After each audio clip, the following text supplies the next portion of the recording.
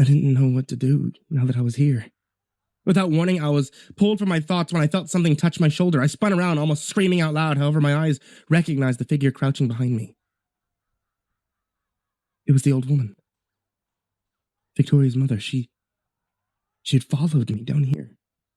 She held up a finger to her lips, slowly crept past me to look below. We must stop this before it's too late, she whispered over my shoulder. How? I asked. What can we do? We can't just rush down there without some sort of plan. She nodded in agreement. I know. We need to sprinkle this within their inner circle, she said, pulling out a small glass vial. It was filled with a clear liquid. At the stage she's on now, Victoria will need some of this on her as well.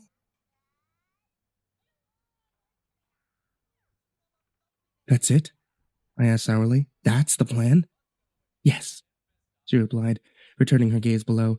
Once this is sprinkled, I will need to recite my own incantation to cancel out the effects of this ritual. Only then will Victoria be saved and the rest of the world. I shivered a little. The world?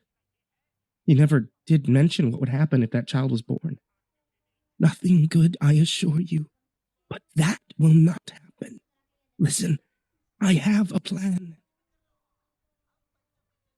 I was all ears and leaned close. We need to draw them away from here so that I can conduct the incantation. How are we going to do that? A distraction, of course, she replied, producing a twisted smile. We'll need their undivided attention. I need to conduct the ceremony, so for that, we have to lead them away. I sighed deeply. I really didn't like this plan already, but it seemed like the only other option. After taking a few breaths, I stood up to announce my presence. Hey! I yelled out. It was all I could think to say. Immediately, they all went silent, staring up at me. The light bounced off their faces of their twisted masks. Not one said a word until the Reverend spoke out. Marcus, is that you? He asked out loud. What a surprise it is to see you down here. The hell is going on here? I stammered. What are you fucks doing with Victoria? Bastards better let her go or I'll get the police involved. The Reverend chuckled. His mask bounced a little. Marcus, he said softly, almost in a joking manner. When you first arrived, I'll admit I thought I understood everything about you, but just from our conversation and the time, you looked like nothing more but a stammering piglet that's gone astray. You couldn't even get your words right. I could see the others slowly moving away from their spots, edging their way to the seats. But you surprised me.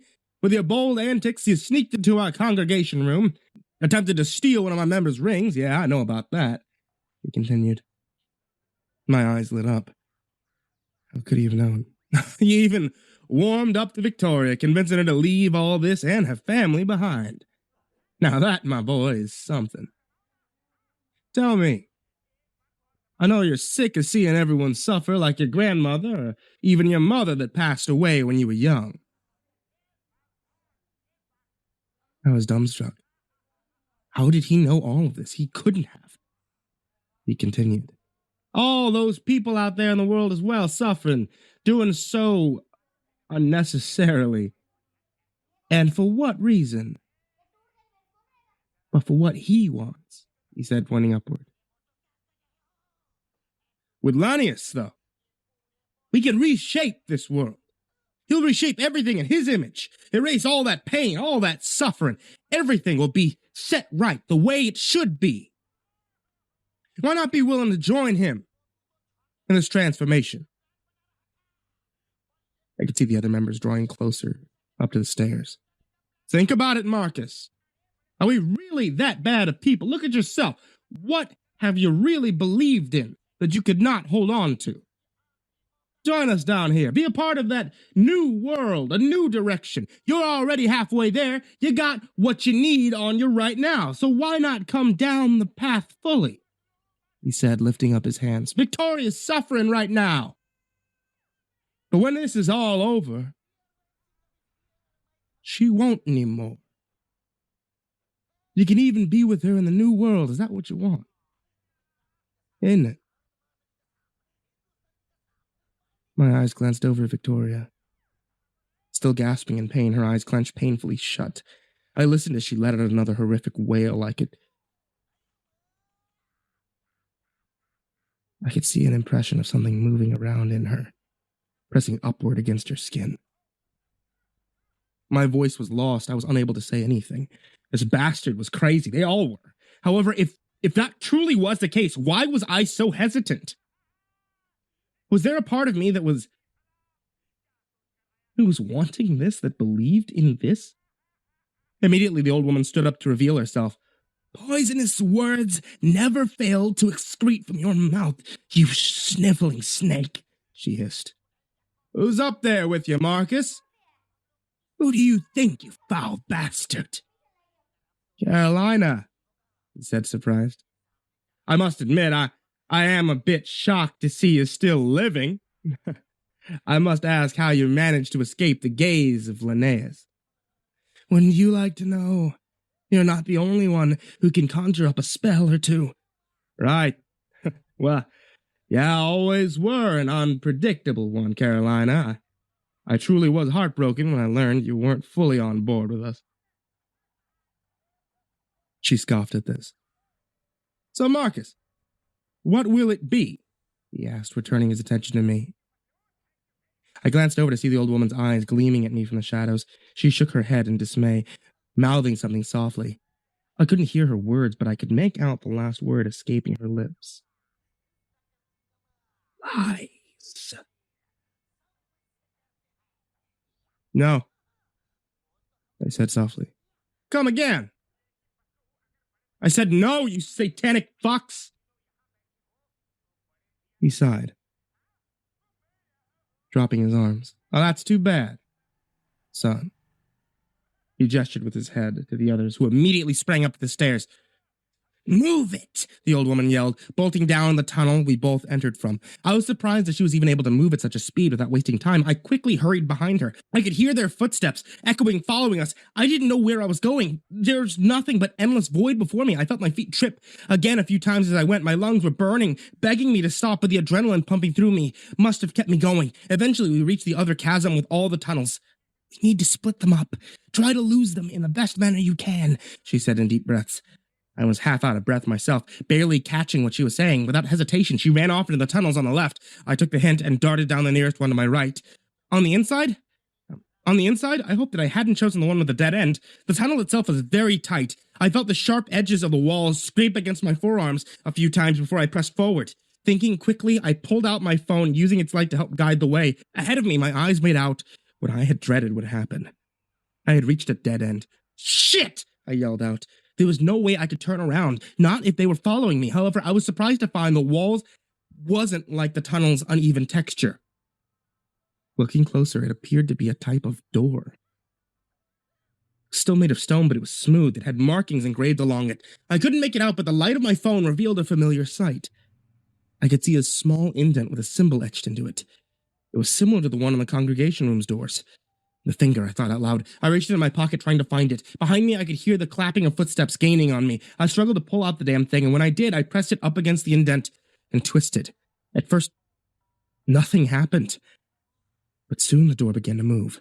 A loud moan produced from it as it lifted slowly upward. I could hear the footsteps getting closer, but the door was still at my ankles. I yelled and cursed at the damn thing to hurry until at last it was up to my chest.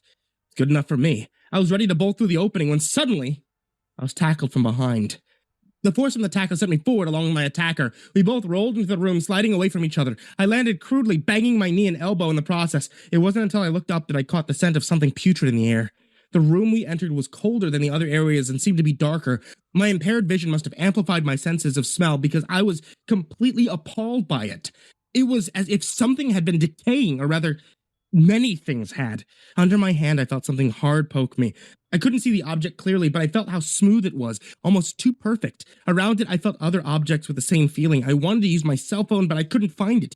Clearly dropped from the fall. I did, however, hear a man grunting. Apparently my attacker. You little shit, I knew you would have been trouble from the start, I heard him say. The voice sounded like Terrence. I could hear him standing up. His breathing was still rapid from the chase. My heart leapt into my throat. I tried to be extra careful while I rose to my feet, hoping not to draw his attention. If he was like me, then it was impossible to see anything in the darkness. If quiet enough, I could probably sneak past him. I started moving forward, taking small steps while I listened for him. The Reverend told me about the ring. You thought you were slick about it, huh? He yelled out, his voice echoing. You see, the Reverend knows all and sees all. I could hear his footsteps pacing around. The acoustics of the room made it hard to pinpoint his exact position. Then you stole one of our tomes. But I found it, he continued. I was glad you did, though. You got to see what's coming to that bitch. I hope you enjoyed every last of it, he said. I don't know what came over me after that. After hearing those disgusting words, I somehow managed to find and pounce on Terrence in an immense rage. I didn't hesitate, and I swung where I thought his head was, striking a hard surface. I yelled out in pain.